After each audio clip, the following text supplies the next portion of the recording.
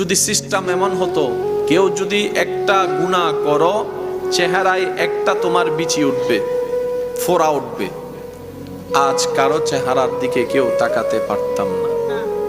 যদি রব সিস্টেম করতেন এটা, আমি রবকে একবার নারাজ করবা, তোমার শরীর থেকে এই ধরনের লক্ষণ দেখা যাবে, যেটা সমাজে প্রকাশ করাটাই লজ্জাকর হবে, দুর্গন্ধ বের হবে, আজকে কেউ কারো পাশে বসতে পারতাম না। হাজার অপরাধ করেও এখনো যে ছায়া তলে বসে আছি রহমতের, এটা রহমানের দরবার বলেই পারছি, আমাদের রব রহিম বলেই পারছি। রব বলে, বান্দা, দুনিয়ার মানুষ অপরাধীদেরকে খুঁজতে থাকে, ডাকতে থাকে, ধরতে থাকে সাজা দেওয়ার জন্য, আর আমি রহমান গুনাহগারদেরকে ডাকতে থাকি ক্ষমা করে দেওয়ার জন্য। সুবহানাল্লাহ।